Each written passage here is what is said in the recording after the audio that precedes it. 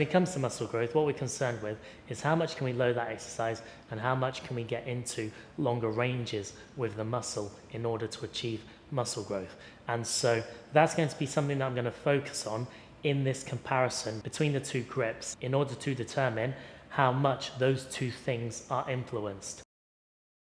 So let's go through some of the theory as to what the various orientations of the dip bars do according to your starting position and actual performance of the movement and how that affects the pecs.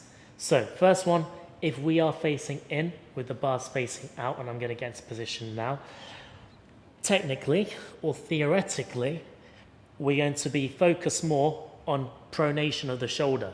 So this is where the shoulders come slightly further around. Now when we're in pronation, a muscle that's going to be called into action is the serratus anterior, and that's the muscle that originates from the ribs and inserts onto the medial portion of the scapula and has a very important stabilizing role. So that being said, that's one of the differences that being in a more pronated position is going to highlight.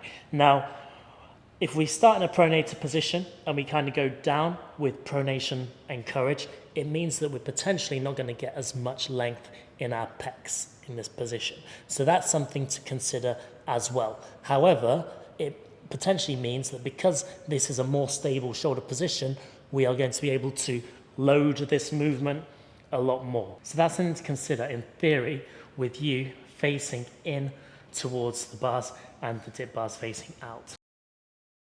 You facing out, what impact does that have on the starting position and the performance of this movement? So let me go through the theory. When the bars are facing out, if we get into position now at the top, we can get into a more retracted position, okay? That's the theory.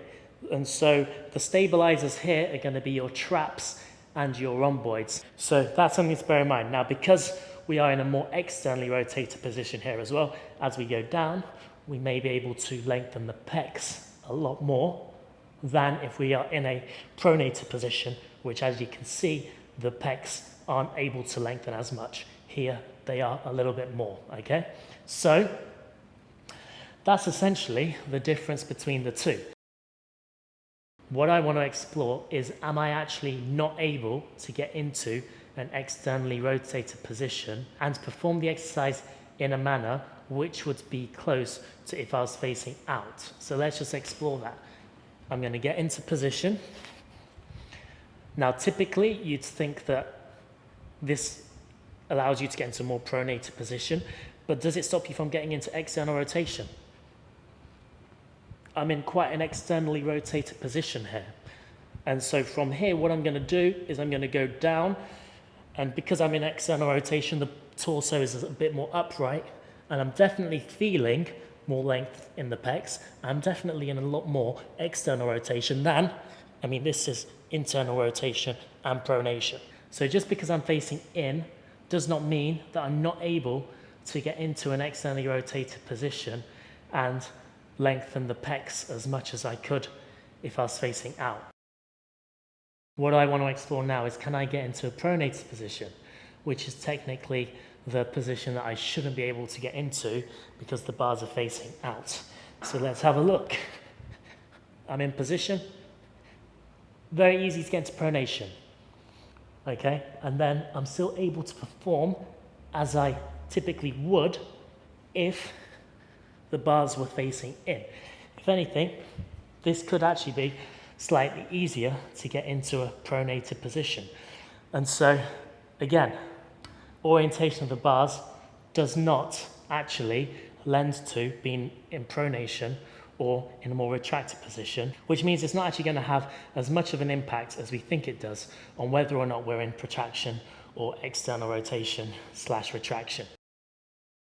Which one is better for dips, facing in or facing out?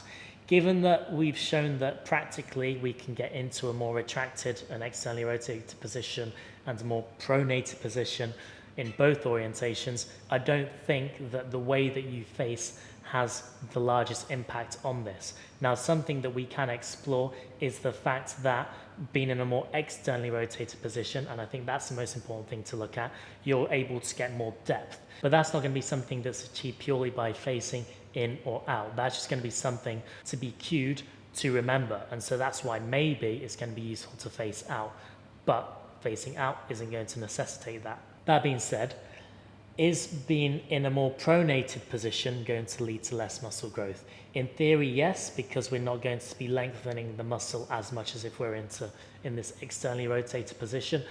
But if you go into, if I show you now, in this position, you will feel a stretch in your pecs, and it is pretty lengthened. Maybe not as lengthened as that, but it's still pretty lengthened.